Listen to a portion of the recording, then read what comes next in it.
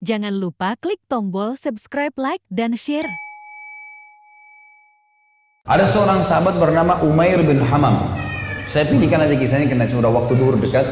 Umair bin Hamam ini teman-teman sekalian adalah salah satu sahabat yang sempat ikut di perang Badar. Waktu Nabi sudah atur pasukan, musuh sudah depan mata, ini tinggal pecikan takbir perang nih. Sudah akan saling bunuh-membunuh. Lalu kata Nabi SAW dengan sabda yang masyhur dalam hadis Bukhari, demi Allah, tidak ada seorang pun dari kalian sekarang yang hadir di perang Badar ini, di kancah peperangan ini, terbunuh menghadapi musuh, kecuali pasti masuk surga yang luasnya seluas langit dan bumi. Umair ini, Ibn Humam, kebetulan lagi pegang 2 butir kurma di tangannya. Lalu dia bilang, bakhin. Bakhin itu indah sekali ya Rasulullah. Indah sekali, ulangin ya Rasulullah.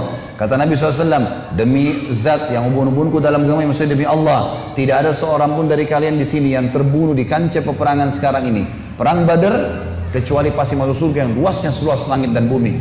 Umair mengatakan bakhin dengan semangat dia. Maka kata Nabi SAW, katakan Nabi, kenapa Umair? Kenapa kau bilang bakhin? Maksudnya indah sekali ya Rasulullah. Kata Umair, ya Rasulullah, aku tinggal masuk ke medan perang ini, dibunuh oleh mereka orang-orang kafir ini, masuk surga tanpa hisab, seluas langit dan bumi. Kata Nabi SAW, iya. Kata Umair, itulah sebabnya saya mengatakan bakhin ya Rasulullah. Saya akan kejar tuh. Baik, Umair ini rupanya dia manggil kurma, dia kunyah nih. Sudah mulai pecikan tangan, Allahu Akbar, sudah mau saling nyerang nih. Umair makan dulu kurmanya, ada 2 butir kurma. Waktu dia lagi makan, dia bilang, wahai Umair, sesungguhnya kalau kau habiskan kurmamu ini, masih lama kamu dapat surga. Dibuang sama dia maju berperang sampai terbunuh mati syahid. Lihat heroiknya sahabat ya, bagaimana mereka langsung menyambut apa yang disampaikan Allah dan Rasulnya. Kisah yang unik adalah kisah 2 orang yang bernama anak muda ini, Mu'adz dan adiknya Auf bin Afra. Ini teman-teman, Mu'adz ini umurnya 16 tahun, adiknya Auf namanya, ini umurnya 15 tahun. Ini masih belasan tahun ini. Bandingkan dengan generasi muda Islam sekarang. Azan aja belum tentu ke masjid gitu. Ini teman-teman sekalian ikut di perang Badar. Waktu ikut di perang Badar, Abdurrahman ibn Auf menceritakan kepada kita, mengatakan, waktu saya lagi lihat peperangan sudah akan berkecamuk nih, udah mulai mau berperang musuh, tiba-tiba ada satu orang anak muda 16 tahun namanya Mu'adz berkata kepada saya, kepada Abdurrahman bin Auf, paman, mana Abu Jahal? Kata Abdurrahman, kenapa kau tanya Abu Jahal? Kata Mu'adz, saya dengar dia orang yang paling suka menyakiti Nabi SAW di Mekah. Benar? Kata Abdurrahman, iya benar. Terus untuk apa kau tanya? Saya mau bunuh paman. Ini Abu Jahal ini saya mau bunuh. Kata Abdurrahman, baiklah. Kalau saya lihat nanti, saya akan beritahukan kau dia. Karena ini peperangan, orang-orang lagi berkecamuk nih, kita belum tahu. Nanti kalau kelihatan saya lihat. Maka si Mu'adz nunggu di sebelah. Datang adiknya namanya Auf. Tanpa janjian nih, adiknya dia, umurnya 15 tahun. Datang sebelah tanya yang sama, paman, mana namanya Abu Jahal? Kata Abdurrahman, kenapa kau tanya? Saya dengar dia paling suka menyiksa Nabi SAW di Mekah. Benar? Benar. Untuk apa kau tanya? Saya mau bunuh paman. Kata Abdurrahman, baiklah, kalau saya lihat saya akan tunjukkan. Kata Abdurrahman, sementara 2 di kiri kanan saya ini sudah ada gemuruh-gemuruh suara orang sudah mau perang. Tiba-tiba Abu Jahal dari kejauhan kelihatan. Abu Jahal itu dari kepalanya sampai kakinya, kudanya juga sampai kakinya semuanya besi. Yang kelihatan cuma matanya saja. Dia dulu di atas kuda, dikelilingi oleh 10 baris pasukan. Lingkar. Nggak bisa ditembus ini. Bayangkan kalau satu orang berdiri, ada orang buat lingkaran pertama, lingkaran kedua, sampai 10 lingkaran. Gimana caranya menembus nih? Kata Abdurrahman, waktu saya lihat, saya bilang, itu Abu Jahal.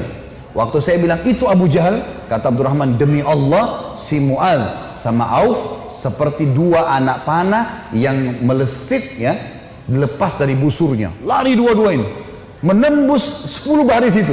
Tebas sana, tebas sini, naik di atas pundaknya, sampai ke Abu Jahal. Dan dua-duanya menebasin pedangnya sampai kena ke pahanya Abu Jahal. Sobek pahanya Abu Jahal ini, berdarah, jatuh dari kuda gitu kan. Abu Jahal ini rajanya mereka ya, rajanya orang-orang Mekah waktu itu. Dan kalau ini kalah, ini mati, berbubar semua di pasukan. Yang terjadi teman-teman sekalian, si Auf, si adik ini 15 tahun, dikeroyoki oleh pengawal-pengawalnya Abu Jahal, mati syahid. Si Mu'adz ini sempat nangkis-nangkis, tangannya kena tebasan pedang. Tapi dia sempat keluar gitu kan. Dia keluar dari medan perang, 16 tahun teman-teman sekalian. Diambil imamahnya, diikat tangannya sama dia. Yang sobek itu, diikat sama dia. Dia masuk melawan satu tangan. Waktu dia lagi perang, dia rasa tangannya ini mengganggu dia. Kesakitan kan? Dia mau cari mati syahid nih. Dia keluar ke kancah peperangan, tangannya ini diinjak sama kakinya, ditarik sama dia. Diputus sekalian.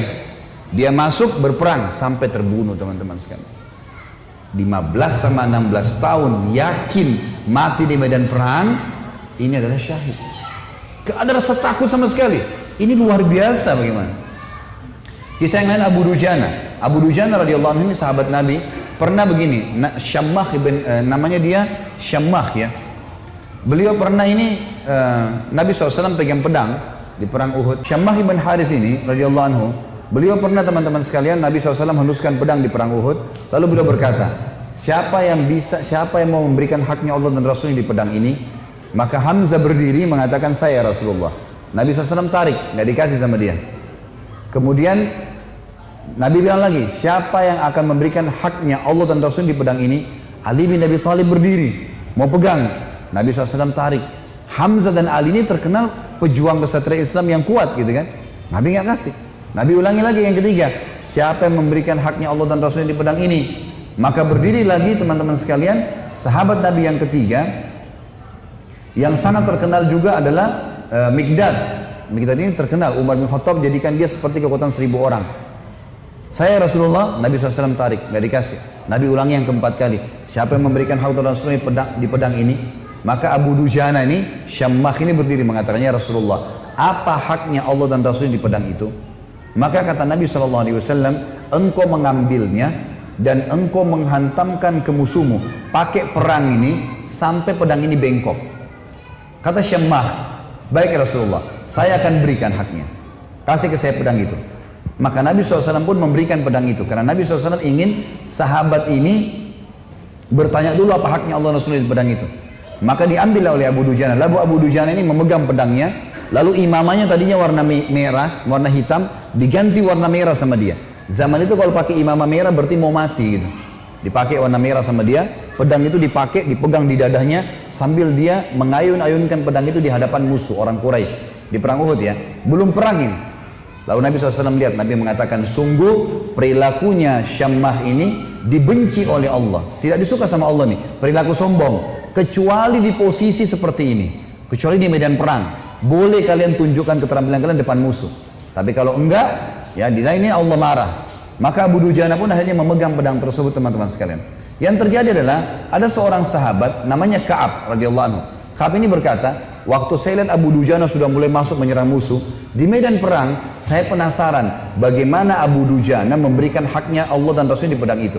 Saya pun melihat ada satu orang kafir yang sangat kuat menyerang orang-orang Islam, tebas sana, tebas sini, badannya kekar. Maka saya berdoa kepada Allah di kancah peperangan. Ka'ab berdoa, semoga orang kafir ini ketemu dengan Abu Dujana. Ternyata Allah kabulkan doa saya, dia bilang. Tiba-tiba Abu Dujana ini berhadapan sama musuh orang kafir itu. Dan waktu berhadapan, mereka akhirnya duel berdua. Dan saking serunya duelan Abu Dujana dengan orang kafir ini, sampai orang-orang di kancah peperangan berhenti perang. Menyaksikan duelnya mereka. Karena luar biasa. Orang kafir berhenti, orang muslim berhenti. Menyaksikan bagaimana Abu Dujana perang. Sampai akhirnya Abu Dujana ditebas sama orang tersebut dengan pedang dengan sangat kuat, ditangkis sama perisai, sampai perisai itu terbelah dua dan pedangnya orang kafir melengket. Maka Abu Dujana pun akhirnya menebaskan pedang itu ke arah orang kafir, yang sampai membuat orang kafir itu terbelah bagian setengah badannya.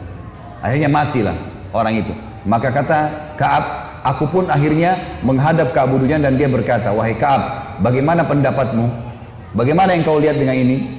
Maka dia pun tersenyum. Artinya Abu Dujana betul-betul mengerjakan apa yang diperintahkan oleh Allah dan Rasulnya. Tentu dalam medan perang cukup banyak kisah-kisah teman-teman sekalian.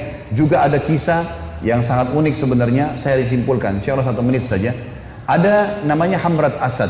Waktu para sahabat kalah di perang Uhud, ada 70 sahabat mati syahid. Sisanya, kan sahabat yang pergi perang Uhud itu 700 orang ya. 70 orang mati, jadi sisa 630 orang. 630 orang ini teman-teman sekalian semuanya luka parah. Kita tutup dengan kisah ini ya. Luka parah semuanya. Nabi pun berdarah pipinya, keningnya berdarah sallallahu alaihi wasallam, giginya pecah. Pundaknya sempat dihantam oleh Ibnu Qami'ah. Beliau mengatakan saya rasakan sakitnya sebulan. Ini sahabat semua, 630 orang luka semuanya. Dan minimal mereka luka 5 luka di tubuhnya. Di dalam kisah ini dikatakan teman-teman sekalian, pulanglah mereka ke Madinah di perang Uhud. Sedih, sahabat banyak yang kalah. Waktu itu karena awal peperangan menang, pulang ke Madinah. Waktu masuk di Madinah, tiba waktu maghrib. Sahabat-sahabat ini 600 orang banyak tidak bisa ke masjid.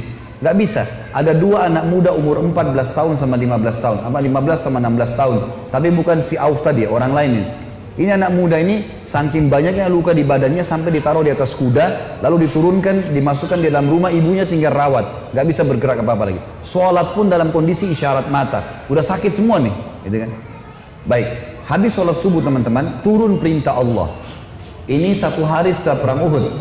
Ada perang namanya Hamrat Asad, nama lokasi. Hamrat Asad ini nama lokasi, Asad artinya singa. Hamrat ini wilayah warna merah karena gunungnya banyak warna merah.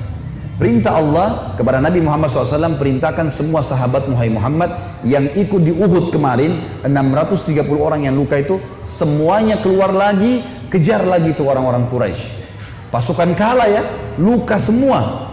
Maka tersebar berita, pemanggil-pemanggil Nabi, hai sahabat-sahabat Nabi yang kemarin ikut Uhud, bukan orang baru, yang luka-luka parah, semuanya oleh Nabi disuruh ngejar menuju ke Hamrat Asad, kejar Quraisy. Maka sahabat-sahabat banyak, diantaranya Usaid bin Khudair, ada yang lagi nempel daun untuk mengeringkan lukanya, dicabut sama dia. Sami'na wa ata'na, kami patuh dan tenang. Dicabut semua luka-luka mereka yang tempel-tempelan, mereka pergi sambil ngalir darah. Ada 2 orang anak muda 15 sama 16 tahun. Ini di sini di riwayat tidak disebutkan namanya, yang tertidur di atas ranjang, ibunya ngerawat, sholat pun dengan isyarat mata. Waktu dengar ada orang teriak, wahai yang hadir kemarin di Uhud, semuanya tidak terkecuali telah turun perintah Allah kepada Rasulnya Muhammad SAW untuk mengejar Quraisy. Tidak satu orang pun boleh tinggal di Madinah. Luka parah. Maka adik kakak ini bersebelahan tidurnya. Kakaknya bilang, wahai adikku, tidak mungkin kita tinggal di atas ranjang begini sementara panggilan Rasulullah ada 16 dan 15 tahun ini. Maka kata adiknya, bagaimana caranya kak? Kita nggak bisa bergerak nih. Apa kata kakaknya? Demi Allah, saya akan seret kamu sekali, kamu seret saya sekali, sampai kita menjawab panggilan Allah dan Rasulnya.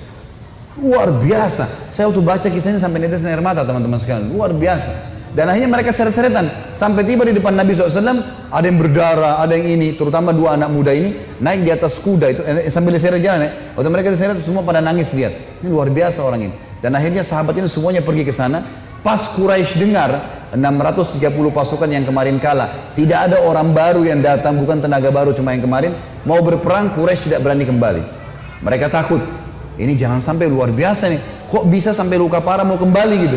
Maka mereka tidak berani kembali dan tersebar berita kalau setelah kekalahan di Uhud, 1 hari setelahnya di Hamrat Asad muslimin memenangkan peperangan. Dan ini mengobati luka-luka mereka. Tapi saksi bahasan teman-teman bagaimana mereka luar biasanya dalam mempertahankan agama ini. Allahu a'lam.